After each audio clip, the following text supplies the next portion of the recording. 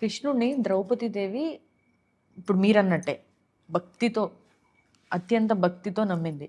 కానీ ఆవిడ జీవితంలో ఏ సందర్భంలోనూ సంతోషంగా ఉన్న సందర్భాల కన్నా కూడా ఎక్కువ బాధనే మోసింది.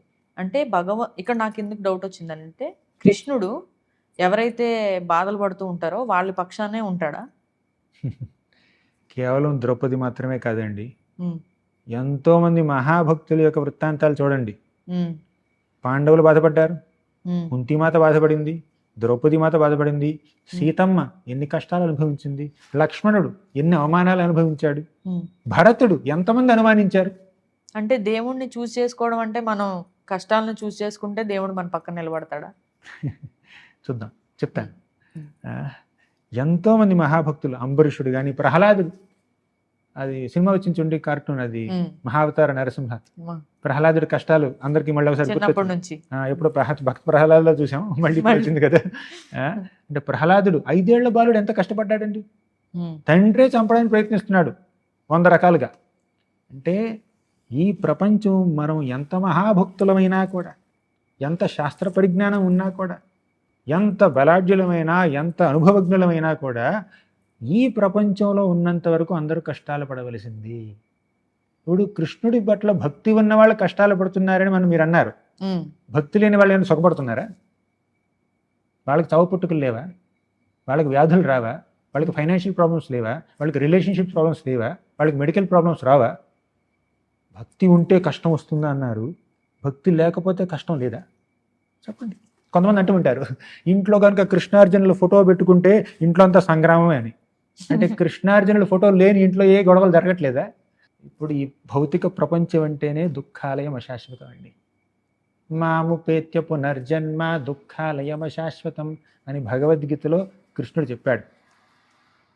ఈ ప్రపంచం, ఈ భౌతిక ప్రపంచం, మెటీరియల్ వరల్డ్ అంటే దుఃఖాలయం. దుఃఖాలయం అంటే దుఃఖాలకి నెలకొలవు. అశాశ్వతం అంటే ఏమిటో తెలుసా? కాస్తో కూస్తో అప్పుడో ఇప్పుడో మీకు కాస్త సుఖం లభించినా కూడా ఆ సుఖం తాత్కాలికమే, దాని అర్థం. బేసికల్గా దుఃఖం, అక్కడక్కడ సుఖం ఉండొచ్చు, ఆ సుఖం తాత్కాలికమైనటువంటి సుఖం అంతే. ఇమాజినరీ హ్యాపీనెస్, ఇల్యూజరీ హ్యాపీనెస్ అంతే. అది భక్తులైనా భక్తి లేని వాళ్ళైనా అందరూ బాధపడవలసిందే ఈ ప్రపంచంలో. ఆ విషయాన్ని కృష్ణుడు తన భక్తుల ద్వారా ఇంకా గొప్పగా చెప్పాడు. కానీ ఎంత కష్టపడినా కూడా భగవంతుడి మీద నమ్మకం కోల్పోలేదు చూడండి, ద్రౌపది కానీ, ఈ పాండవులు కానీ, ఇంకా మహాభక్తులు కానీ. అది శ్లాఘనీయం. మీరు ఎన్ని కష్టాలు పడినా కూడా ధర్మాన్ని నన్ను విడిచిపెట్టలేదు అనుకోండి, చాలు, భగవద్ధామని చేరుకుంటారు. ఈ మాట నేనలేదండి, శ్రీమద్ భాగవతం 1వ స్కందం, ప్రథమ స్కందం 9వ అధ్యాయం చూడండి మీరు. అక్కడ భీష్ముడు అంటాడు పాండవులతో, అహో కష్టమహో న్యాయం యద్యూయం ధర్మనందన జీవితం నార్హత క్లిష్టం విప్రధర్మాచ్యుతాశ్రయ. ఏమన్నాడంటే అహో కష్టం, అహో అన్యాయం. అర్థమైపోయింది కదా? ఎన్నెన్ని కష్టాలు పడ్డారు మీరు, ఎన్నెన్ని అన్యాయాలకు గురయ్యారు మీరు. ఇప్పుడు కష్టానికి అన్యాయానికి ఒక తేడా ఉందండి, తెలుసా మీకు? కష్టం వేరు, అన్యాయం వేరు. ఎలా అంటే, ఇప్పుడు కష్టం అంటే మీరు కోరుకోకపోయినా, ఎవరు మీకు ఏ రకమైన హాని కలిగించకపోయినా కలిగేది కష్టం. కానీ అన్యాయం అంటే ఎవరో మీకు కావాలని కష్టం కలిగిస్తున్నారు, అది అన్యాయం. కష్టం అంటే ఎండ ఉంది బాగా బయట, ఇదేంటి మార్చి నెల, మధ్యాహ్నం 2 గంటలు 3 గంటలు అయింది, చాలా ఎండగా ఉంది కాబట్టి ఉక్కబోస్తుంది, ఇది కష్టం. అవునా? ఈ కష్టం మీకు ఎవరు కలిగించట్లేదు, అది వాతావరణం, నేచర్, ప్రకృతి వచ్చేస్తుంది అన్నమాట. కానీ అన్యాయం అంటే ఎవరో మిమ్మల్ని మోసం చేయడము, లేదంటే తిట్టడమో, కొట్టడమో, లేదా మీ దగ్గర డబ్బులు లాగేసుకోవడమో, చాలా చాలా ఉంటాయి కదా. దొంగలు ఉంటారు, వాళ్ళు కావాలని ఎవరో మీకు హాని చేయడానికి ప్రయత్నిస్తే అలా వచ్చే కష్టాన్ని అన్యాయం అంటారు. ఇప్పుడు పాండవులకి 2 రకాలు వచ్చాయి. అహో కష్టం అహో న్యాయం యద్యూయం ధర్మనందన. మీరు ధర్మానందనులు, ధర్మాన్ని ఆచరించేటటువంటి మహాభక్తులు మీరు. కేవలం సాధారణ ధర్మం, నైతిక విలువలు మాత్రమే కాదు, భగవంతుడి యొక్క మహాభక్తులు మీరు. అయినా కూడా ఇన్ని కష్టాలు వచ్చాయి మీకు. కానీ ఆ కష్టాల్లో, అన్ని ఒడిదుడుకుల్లో మీరు ఎలా సర్వైవ్ అయ్యారు? ఎలా అయ్యారంటే విప్రధర్మాచ్యుతాశ్రయ. విప్రులు అంటే బ్రాహ్మణులు, వైష్ణవులు, విప్రుల్ని ధర్మాన్ని, అచ్యుత అంటే కృష్ణుడు, విప్రధర్మాచ్యుతాశ్రయ. మీరు ఎన్ని కష్టాలు వచ్చినా, ఎన్ని ఒడిదుడుకులు వచ్చినా మీరు వైష్ణవుల యొక్క శరణుని, వైష్ణవుల్ని, ధర్మాన్ని, భగవంతుని విడిచిపెట్టలేరు. ఎప్పుడూ వారిని ఆశ్రయించారు కాబట్టి ఇన్ని కష్టాల్లోనూ కూడా నిలదొక్కుని బయటకు వచ్చారు మీరు. ఫైనల్గా మీకు సక్సెస్ లభించింది. అంటే ధర్మం అంటే కష్టం వస్తే ధర్మం కాంప్రమైజ్ అవ్వాలని మనం టెంప్ట్ అవుతాం. కానీ ఎన్ని కష్టాలు వచ్చినా కూడా ధర్మం కాంప్రమైజ్ అవ్వకూడదు. అలా ఉంటే మనం భగవద్ధామాన్ని చేరుకుంటాం. అలా లేకపోతే ఏం చేస్తాం తెలుసా?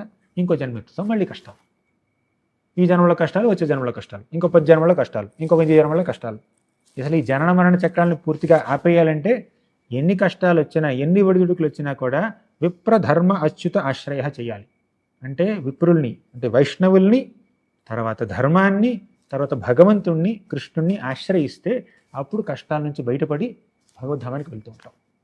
భగవంతుణ్ణి పూజించినా, పూజించకపోయినా, నమ్మినా, నమ్మకపోయినా కష్టాలు అనేవి సహజం. కరెక్ట్. ఖచ్చితంగా కష్టాలు అనేవి ఉంటాయి. కానీ దుర్యోధనుడు చనిపోయే ముందు ధర్మరాజుతో ఒక మాట అంటాడు, ఇన్నాళ్ళు నేను లగ్జరీస్గా హ్యాపీగా ఉన్నాను, కానీ నువ్వు నీ తమ్ముళ్ళు మాత్రం ధర్మం అని పట్టుకొని కష్టాల పాలయ్యారు, ఇంకేంటి ధర్మం, ఇదేనా ధర్మం అని ఒక ప్రశ్న అడుగుతాడు. సరే, ఇన్నాళ్ళు లగ్జరీస్తో ఉన్నాడు, బాగానే ఉంది, చచ్చినాక ఎక్కడికి వెళ్తాడండి? ఈ పాండవులందరూ ఈ ప్రపంచంలో ఉన్నంత వరకు కష్టాలు పడ్డారు, కరెక్టే, బాగానే ఉంది. ఏదో లాస్ట్ చనిపోయే ముందు, అవతారం చాలించే ముందు ఒక 36 సంవత్సరాలు ఎంతో పాలించారు, కాస్త సుఖాలు వచ్చాయి అంటే భౌతిక పరంగా చూస్తే. కానీ చనిపోయిన తర్వాత వాళ్ళు భగవద్ధామానికి చేరుకున్నారు. కానీ దుర్యోధనుడికి ఏమైందండి? ఇంకొక మాట అండి, దుర్యోధనుడు సుఖాల్ని అనుభవించాడని క్లెయిమ్ చేయొచ్చు. నేను లగ్జరీస్లో ఉన్నాను, రాజ్యాన్ని అనుభవించానని క్లెయిమ్ చేయొచ్చు. కానీ దుర్యోధనుడు ఎంత కష్టపడ్డాడో మీకు తెలుసా? ఒక్క క్షణం కూడా సరిగ్గా నిద్ర పట్టదు దుర్యోధనుడికి. పాండవులు వనవాసం చేస్తున్నా కూడా వనంలో హ్యాపీగా పడుకున్నారండి.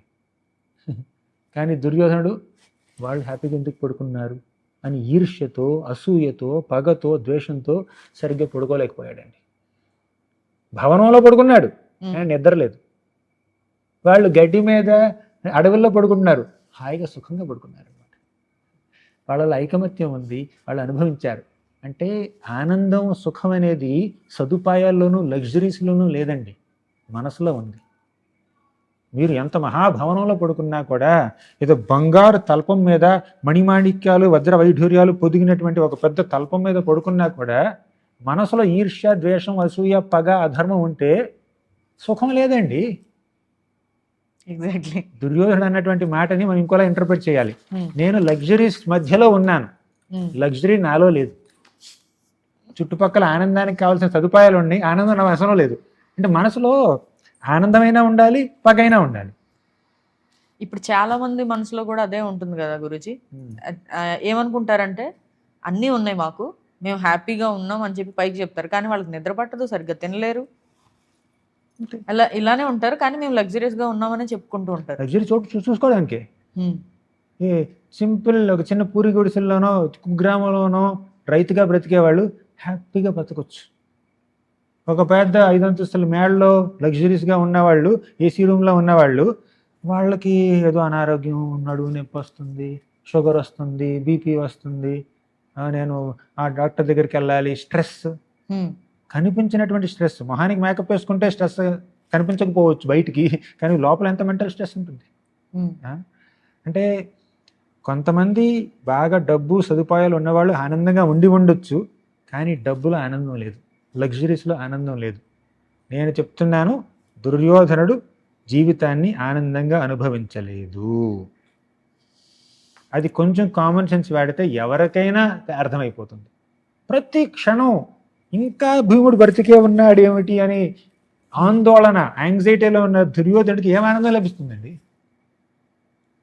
వాళ్ళతో సఖ్యతగా ఉంటే ఆనందం లభించేది. ఇప్పుడు రాజసూయ ఇంద్రప్రస్థానికి వెళ్ళాడు, అక్కడ పెద్ద రాజసూయ యజ్ఞం జరుగుతుంది. అక్కడ యుధిష్ఠిరుడు అందరినీ చక్కగా నావారిగా భావించి యజ్ఞం చేస్తున్నాడు. దుర్యోధనుడు కూడా ఆహ్వానించాడు. కానీ దుర్యోధనుడు అంతమంది అంత కోలాహలం ఆనందిస్తుంటే, దుర్యోధనుడు అంత కోలాహలం మధ్యలో కూర్చుని యుధిష్ఠిరుడికి ఏమిటి ఇంత పెద్ద భవనం, ఇంత పెద్ద రాజ్యమా, ఇంతమంది బ్రహ్మర్షులు, రాజర్షులు, దేవర్షులు, దేవతలు వచ్చారు ఆయన యజ్ఞానికి, ఇన్ని గిఫ్ట్స్ వస్తున్నాయి అని చెప్పి ఒక్క క్షణం కూడా ఆనందించలేదండి. ఒక్క క్షణం కూడా ఆనందం లేదు. ఈర్ష్య, మనసులో ఈర్ష్య ఉంటే ఆనందం ఎక్కడ ఉంది? మనసులో పగ, కోరికలు, ఎలాగైనా వీడిని చంపేయాలి అన్నటువంటి కోరిక ఉంటే ఆనందం అసలు వాడికి ఆనందం ఎలా ఉంటుంది చెప్పండి?